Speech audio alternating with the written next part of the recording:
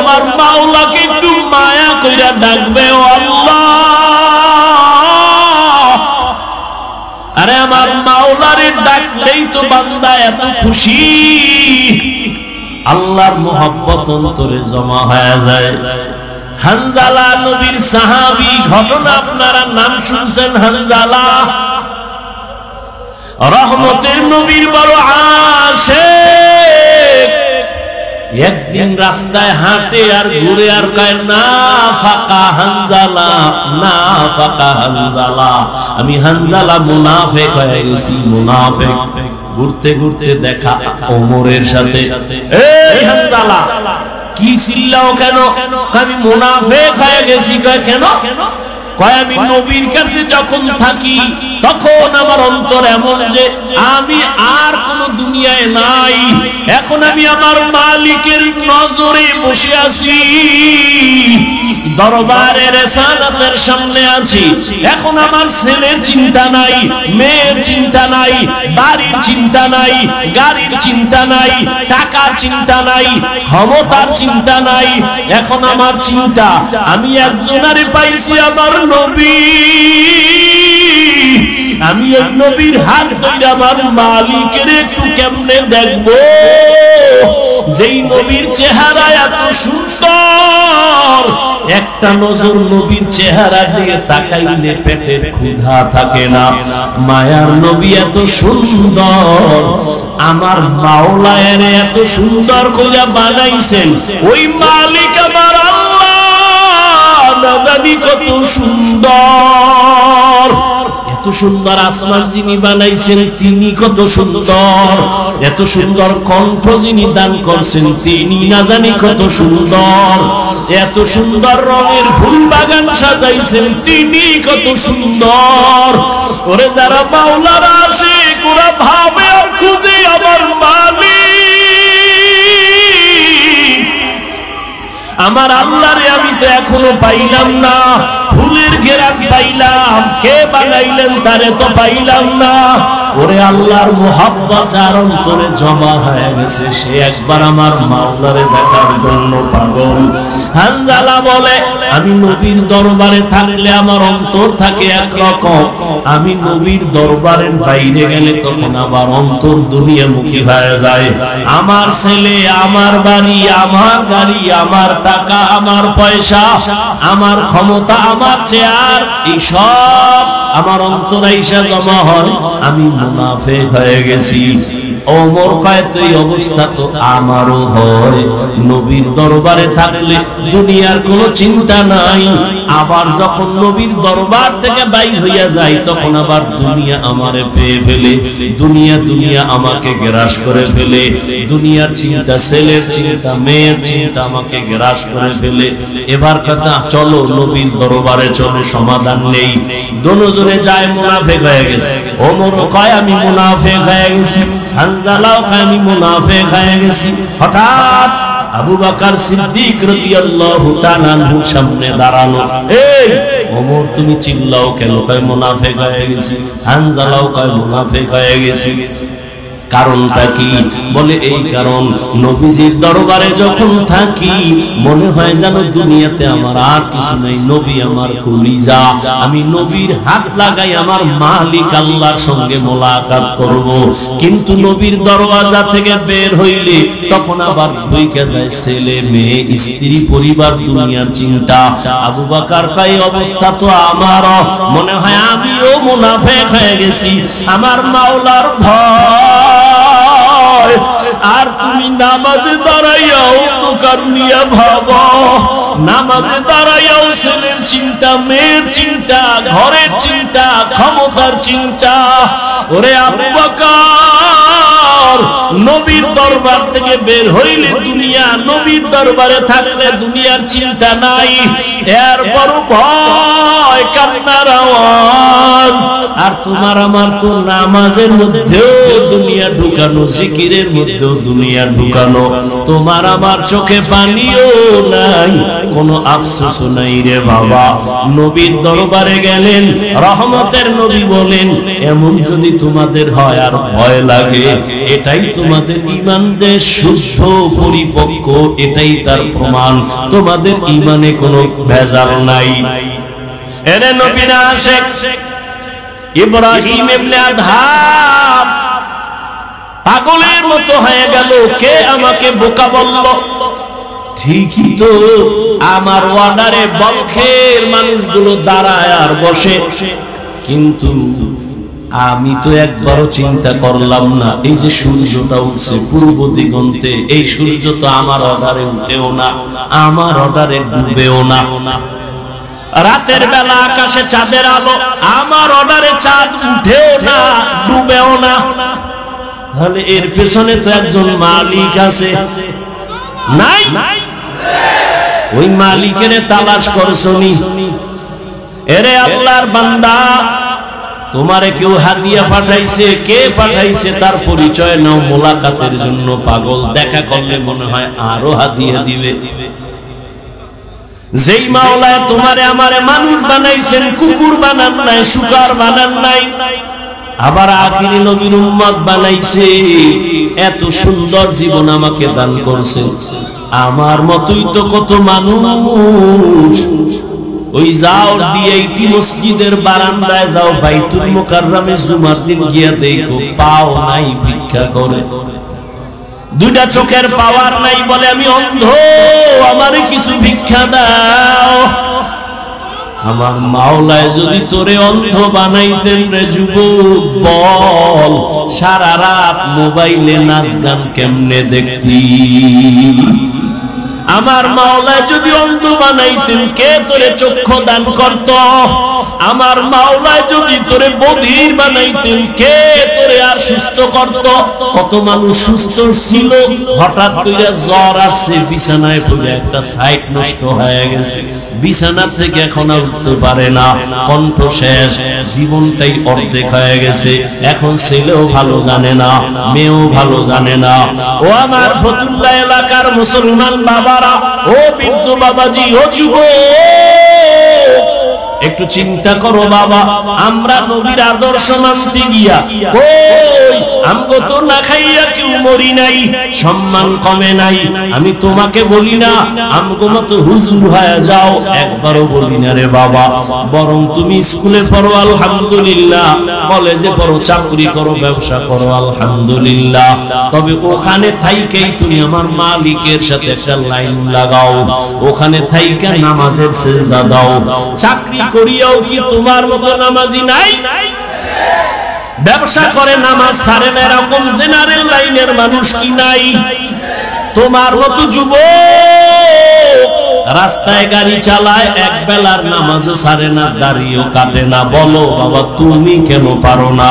তোমার মতো কত যুবক নদীর মধ্যে মাছ ধরে, নামাজ ছাড়ে না, বলো তুমি কেন পারো না? তোমার মতো যুবক স্কুল কলেজে পড়িয়াও নামাজ ছাড়ে না, বলো তুমি কেন পারো না? আসলে কি তোমার কপাল পুড়িয়ে গেছে, নাকি কোরআন হাদিস মিথ্যা মনে করেছো? যদি বলো হ্যাঁ, তো একটা ভুল কোরআন থেকে বের করে দাও, আমিও দাড়িটা কেটে ফেলি, নামাজ বন্ধ করে দেই।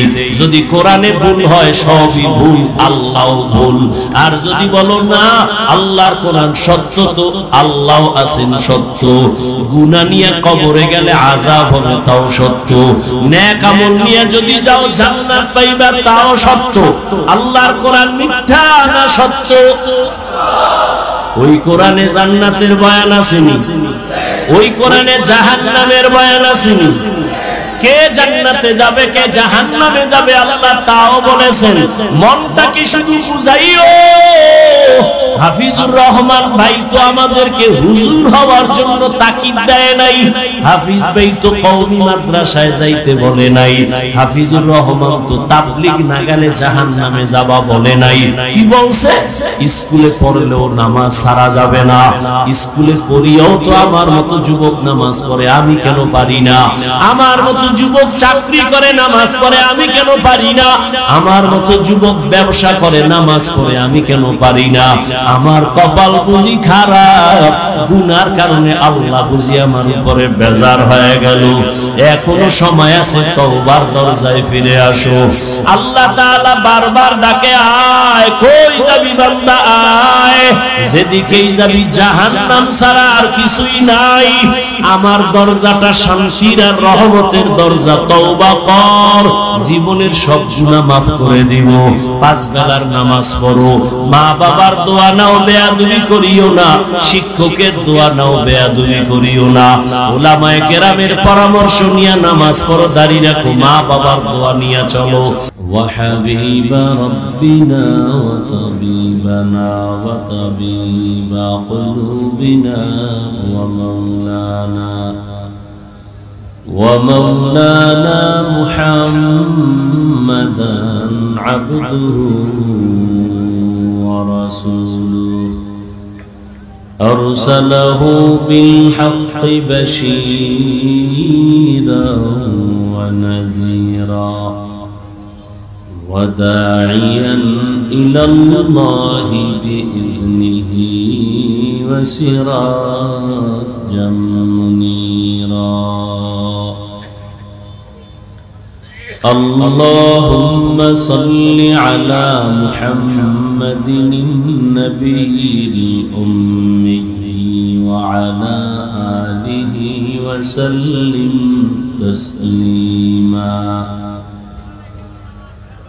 وبعد فأعوذ بالله من الشيطان الرجيم بسم الله الرحمن الرحيم يا أيها الذين آمنوا اتقوا الله حق تقاته ولا تموتن إلا وأنتم مسلمون وقال النبي صلى الله عليه وآله وسلم ألا كلكم راع وكلكم مسؤول عن رعيته أو كما قال النبي عليه الصلاة والسلام صدق الله مولانا العظيم وصدق رسوله النبي الأمي الكريم ونحن على ذلك من الشاهدين والشاكرين والذاكرين والحمد لله رب العالمين سبحانك لا علم لنا إلا ما علمتنا إنك أنت العليم الحكيم رب اشرح لي صدري ويسر لي أمري واحلل عقدة من لساني يفقه قولي मैं दूर हो मजबूर हो ऐ सैयद आलम मैं दूर हो मजबूर हो ऐ सैयद आलम दीदार दिखाते नहीं आवाज नहीं दीदार दिखाते नहीं आवाज सुना दो मैं सूरत यूसुफ को नहीं चाहने वाला मैं सूरत यूसुफ को नहीं चाहने वाला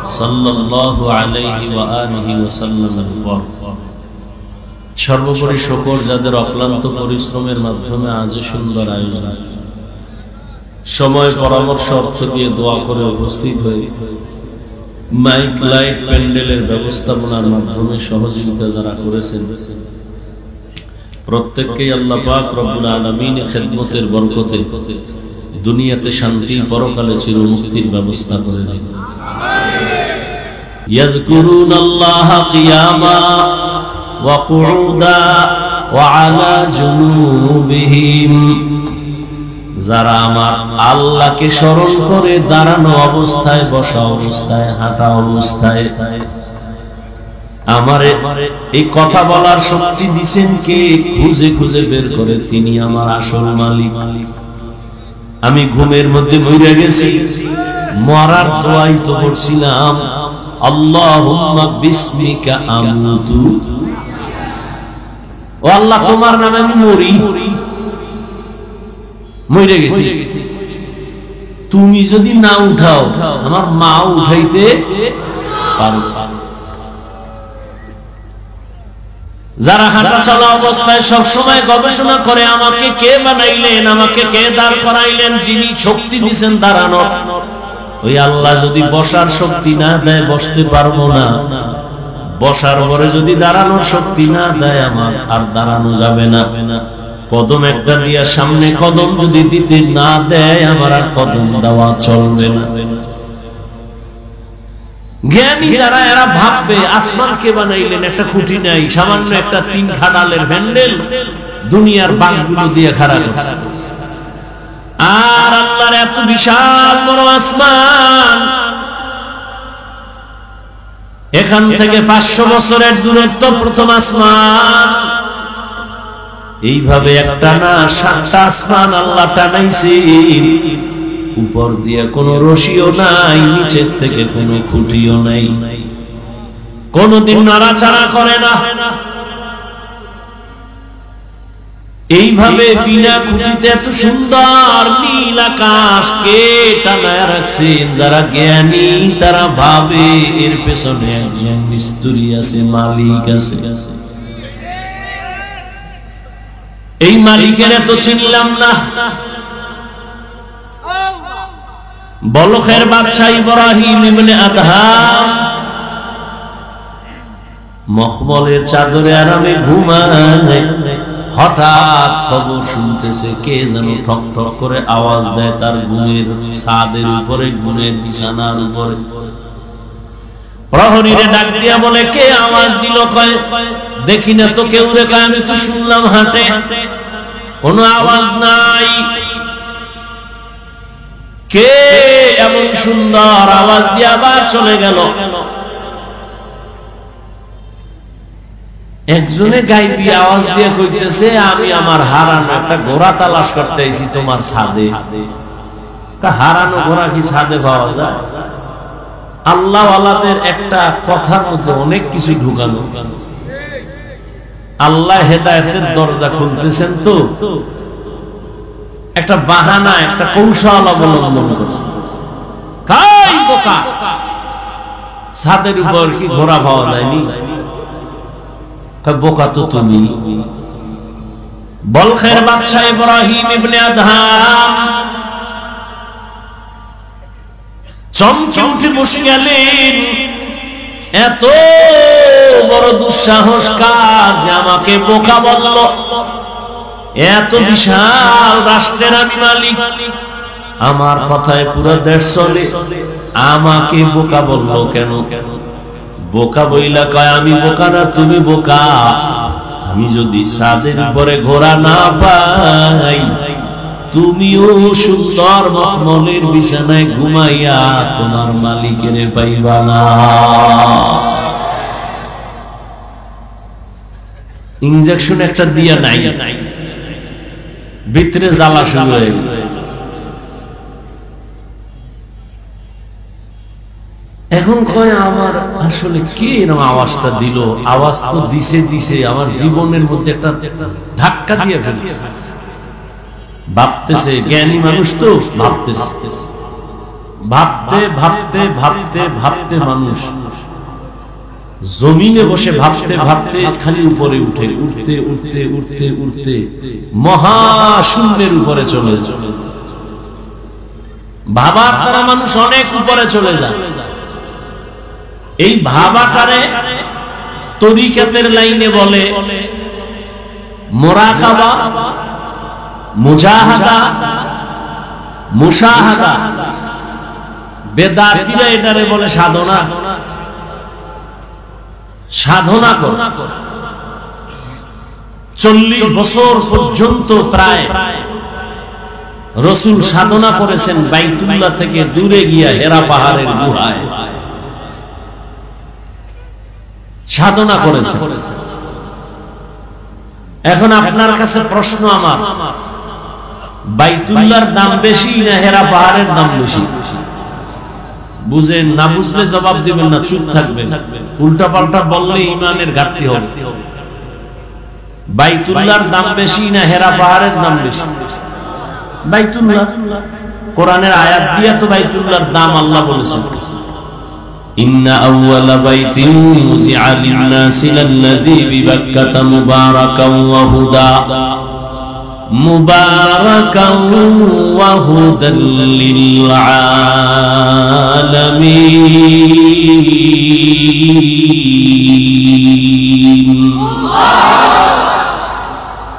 আল্লাহ বলেন আমি জমিনটা বানাইয়া কোনো কিছুই বানাই না, একটা ঘর বানাইছি বাইতুল্লাহ। মক্কা নগরীর মধ্যে ঘর আমি আল্লাহ হেদায়েতের জন্য বানাইছি, ইবাদতের জন্য বানাইছি। এই ঘর হেদায়েতের ঘর, এটা এমন এক দামি ঘর যেই ঘরের দিকে শুধু তাকায় থাকবে অনবরত সওয়াব লেখা হবে। এটা এমন একটা ঘর, আপনাদের ফতুল্লাহ এলাকায় মসজিদগুলো কার ঘর? জমিনের সব মসজিদগুলো আমার আল্লাহর ঘর, তবে বাইতুল্লাহর মতো একটা মর্যাদা নাই। বলে কেমন মর্যাদা? বলে বাইতুল্লাহর এরিয়ার মধ্যে কোন আশিক যদি একবার বলে লাব্বাইক, 1,00,000 বার লাব্বাইক বলার সওয়াব আল্লাহ দান করবে। বাইতুল্লাহর এরিয়ার মধ্যে বসে যদি একবার বলে আল্লাহ, 1,00,000 বার আল্লাহ বলার সওয়াব বান্দা পেয়ে যাবে। বাইতুল্লাহর এরিয়ার মধ্যে যদি একটা সিজদা করে আশিক, একটা সিজদার বরকতে 1,00,000 সিজদার সওয়াব পেয়ে যাবে। এরকম সওয়াব আর কোন মসজিদে আছে? এই পরিমাণ নাই। মদিনার মসজিদে আছে, নববী, মসজিদে নববী। বাইতুল মাকদিসের মধ্যেও বড় সওয়াব, কিন্তু বাইতুল্লাহর সমান না। সবই তো আল্লাহর ঘর, কিন্তু বাইতুল্লাহর সমান ঘর তো সব ঘর না। ফতুল্লাহর এই মাঠে সবাই তো মানুষ, কিন্তু সবাই আল্লাহর আদালতে জ্ঞানী মানুষ না। আল্লাহর আদালতে জ্ঞানী হওয়ার জন্য মেট্রিক আইবিএ পাস করা লাগে না, মাওলানা মুফতি হওয়া লাগে না, পীর হওয়া লাগে না। আমার মাওলার আদালতে জ্ঞানী হওয়ার জন্য আমার মাওলারে চিনা লাগে, আমার মাওলার সাথে গভীর সম্পর্ক করা লাগবে। এর যুবক, বয়ান তো তুমিও কম জানো না। নামাজ পড়া ফরজ, পর্দা করা ফরজ, মা বাবার খেদমত করা ফরজ, সবই তো জানো, করো না কেন? মিথ্যা বলা হারাম, গালি দেওয়া হারাম, গীবত করা হারাম, নামাজ ছাড়া হারাম, বেপরদায় চলা হারাম, নাচ দেখা হারাম, গান শোনাও হারাম, কাউকে হত্যা করা হারাম, চুরি করা হারাম, দুর্নীতি করা হারাম, জুলুম করা হারাম। সব এখানে এমন একটা মানুষ নেই যে জানে না। এরপরেও কেন করো না? তুমিও মুসলমান, আমিও মুসলমান। তোমার আল্লাহ আমার আল্লাহ এক, তোমার নবী আমার নবী এক, তোমার কাবা আমার কাবা এক, তোমার আমার কোরআন এক, তোমার আমার কালেমা এক, ধর্ম এক। অথচ তোমারে পাও ধইরা ধইরা আল্লাহর বান্দা উলামায়ে কেরামরা বুঝাইতেছেন। তাবলীগ ওয়ালাদের মেহনত, পীর সাহেবদের মেহনত, উলামায়ে কেরাম খতিব সাহেবদের মেহনত, পাও ধরে ধরে তোমারে বুঝায়। এরপরও কেন বান্দা তুমি নামাজ পড়ো না, কেন তুমি পর্দা করো না, হালাল ভাবে চলো না? এর একটাই মাত্র কারণ, তুমি কারে সিজদা দিবা তার প্রতি তোমার মায়া এখনো হয় নাই। আর মায়া না হওয়ার কারণ, তাকে এখনো তুমি চিনো না। আমি টুপি খুলতে চাই না, লজ্জা। আর তুমি কেমন মুসলমান যে টুপি মাথায় দিতে চাও না, লজ্জা। আমি দাড়ি কাটতে চাই না, লজ্জা। তুমি কেমন মুসলমান দাড়ি রাখতে চাও না, লজ্জা। লজ্জা পাই তুমি মসজিদে ঢুকতে গেলে, লজ্জা পাও। আমি পর্দা না করলে লজ্জা পাই, তুমি পর্দা করতে গেলে লজ্জা পাও। ওরে আমিও তো তোমার মতো একটা মানুষ, আমি তো তোমার মতো রাত কাটাই, দিন কাটাই, 3 বেলা খাই। ও আল্লাহর বান্দারা, এই জমিনের হাওয়া বাতাস সূর্যের আলোতে তুমিও বড় হয়েছো, আমিও হয়েছি। ও আল্লাহর বান্দা বলো, আল্লাহ আকল দিছে, একটু আগেও বলছি কুকুর শুয়োরের দেয় না, মানুষের দিছে, একটু বলো তোমরা নবীর তরিকা আল্লাহরে বাদ দিয়া বলো কত উপরে উঠছো। আর আমরা যারা নবীর মহব্বতে আল্লাহ পাওয়ার জন্য দাড়ি রাখলাম, টুপি পরলাম, নামাজ পড়ি, পর্দা করি, হালাল খাই, বুঝাবার জন্য বলি, অহংকারী করি না রে বাবা।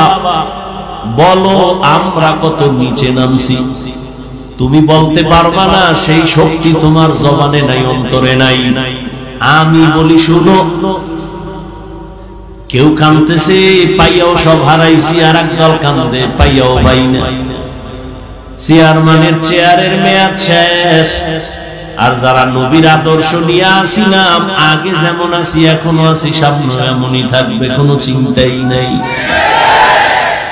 চেয়ারম্যানের চেয়ারের মেয়াদ শেষ, আর নবীর আদর্শওয়ালা টুপিওয়ালা ওলামায়ে কেরামের কোনো মেয়াদই নাই, শেষ হবে আবার কি? এই সম্মানকে দিছেন, টাকা দিয়া সম্মান কিনলে ফুলের মালার পরে আবার জুতার মালা।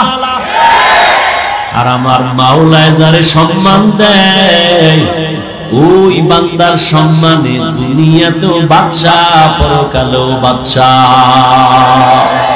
হে খোদা দয়াময় রব্বুল আলামিন,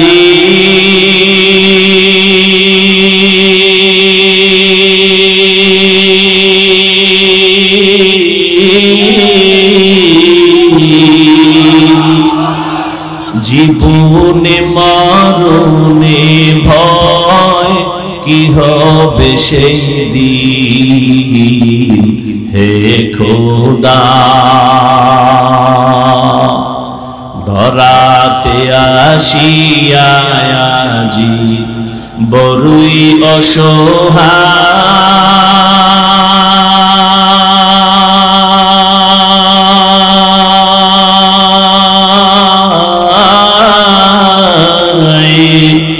ইহকালের মায়া জালে অন্ধ যে সবাই। দাও হেদায়াত মুক্তি দাতা গফুরুর রহিম,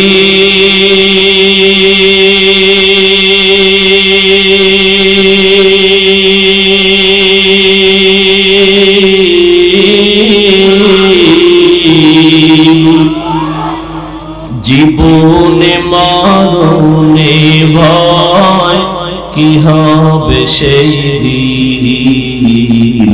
হে খোদা, হে খোদা দয়াময় রব্বুল আলামিন,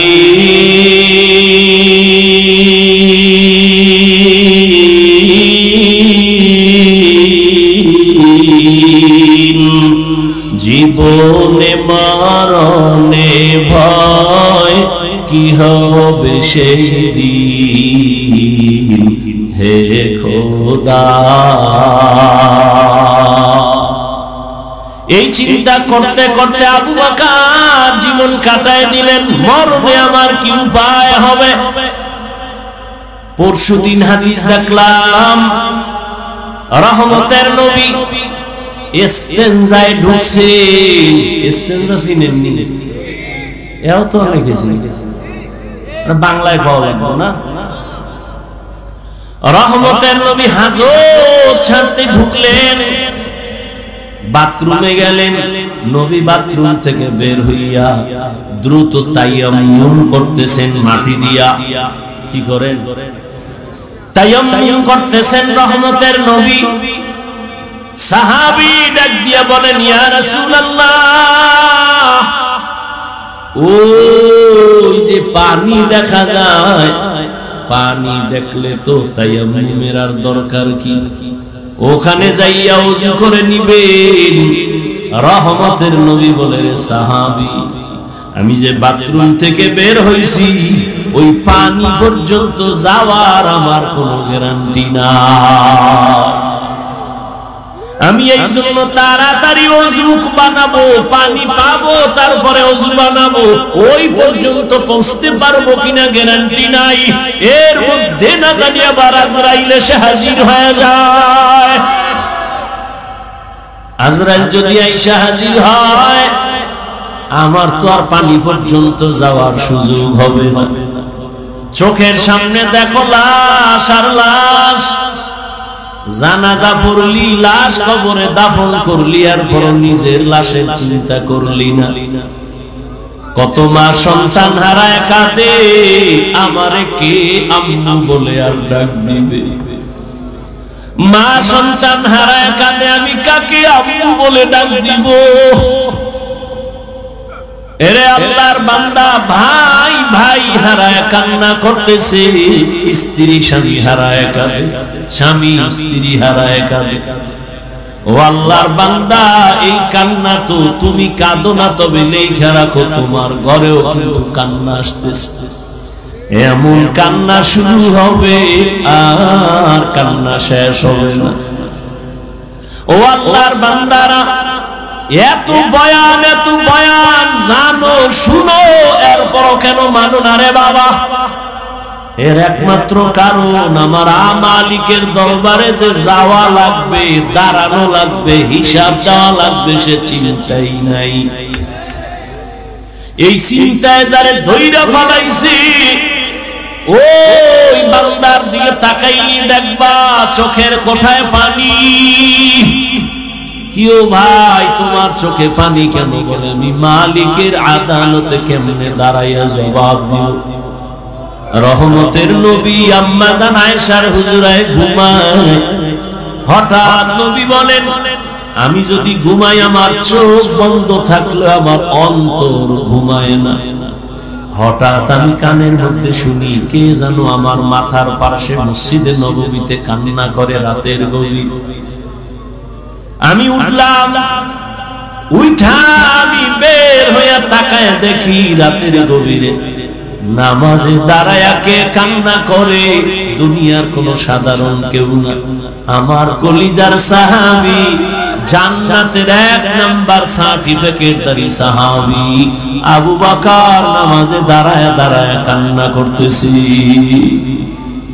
আমি নবী পেছনে অপেক্ষা করতেছিলাম।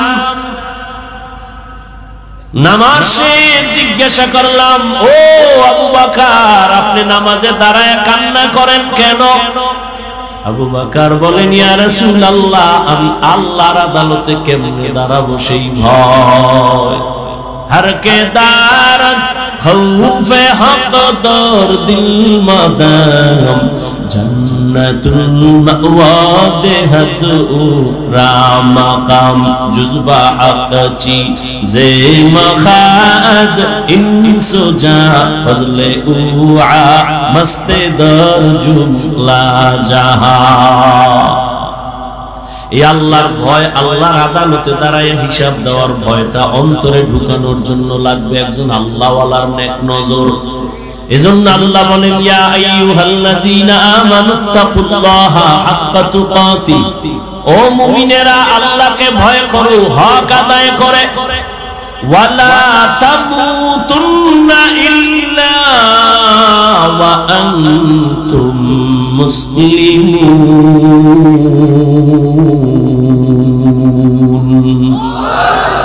মুসলমান না হইয়া মরিও না, সাবধান। নবী বলেন আলা কুল্লুকুম রাইন ওয়া কুল্লুকুম মাসউলুন আন রাইয়াতিহি। এই বুবেকা মোনাজাত দিয়ে দেব,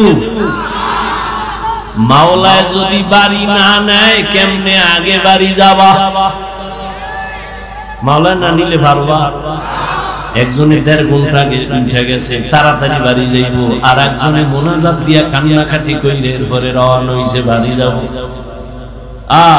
ওই ঘটনা আছে না, সুলতান মাহমুদ গজনবীর ঘটনা, আয়াজের ঘটনা, এক ধনী বড় টাকাওয়ালা আর মালিক আর গোলামের ঘটনা।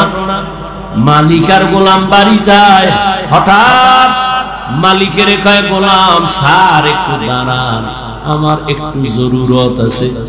দাঁড়াই নাম, ঢুইকা গেছে মসজিদে, মসজিদে গিয়া সেজদায় যাইয়া কান্দে। মালিক অপেক্ষা করে আয় না কেন, নাইমা গিয়া দেখে গোলাম সেজদায় পড়ে কাঁদে। ও মালিক তোমার দরবারে হাজির, তুমি কবুল করো। দীর্ঘ টাইম অপেক্ষা কইরা গোলাম যখন বের হইতেছে, মালিক কয় এত দেরি কেন করলা? কয় যেই মালিক তোমারে মসজিদে ঢুকায় না, ওই মালিক আমারে যেন কেমন বের হইতে দেয় না। মাছ পানি ছাড়া ভাল লাগে না, মাছ পানি পাইলে মনে করে আমার জীবন। আরে আমার মাওলা পাকের যারা আশিক, আল্লাহর মহব্বতের যারা গোলাম, ওরা দুনিয়ার রং তামাশায় ভুলে গেলে ভাল লাগে না। কখন জিকিরের ময়দানে ঢুকবে, কখন একটু আলেমের কাছে যাবে, কখন একটু কোরআনের তেলাওয়াতের আওয়াজ অন্তরে নিবে, কখন একটু জায়নামাজে দাঁড়াবে, কখন আমার মাওলাকে একটু মায়া কইরা ডাকবে, ও আল্লাহ। আরে আমার মাওলারে ডাকলেই তো বান্দা এত খুশি, আল্লাহর মোহাব্বত অন্তরে জমা হয়ে যায়। হানজালা নবীর সাহাবী, ঘটনা আপনারা নাম শুনছেন। হানজালা রহমতের নবীর বড় আশিক। একদিন রাস্তায় হাঁটে আর ঘুরে আর কয় না ফাকা হানজালা, না ফাকা হানজালা, আমি হানজালা মুনাফিক হয়ে গেছি, মুনাফিক। ঘুরতে ঘুরতে দেখা ওমরের সাথে। এই হানজালা কি চিল্লাও কেন? আমি মুনাফিক হয়ে গেছি। কয় কেন? কয় আমি নবীর কাছে যখন থাকি তখন আমার অন্তর এমন যে আমি আর কোন দুনিয়ায় নাই, এখন আমি আমার মালিকের নজরে বসে আছি, দরবারের রিসালাতের সামনে আছি। এখন আমার ছেলের চিন্তা নাই, মেয়ের চিন্তা নাই, বাড়ির চিন্তা নাই, গাড়ির চিন্তা নাই, টাকার চিন্তা নাই, ক্ষমতার চিন্তা নাই। এখন আমার চিন্তা আমি একজনারে পাইছি, আমার নবী।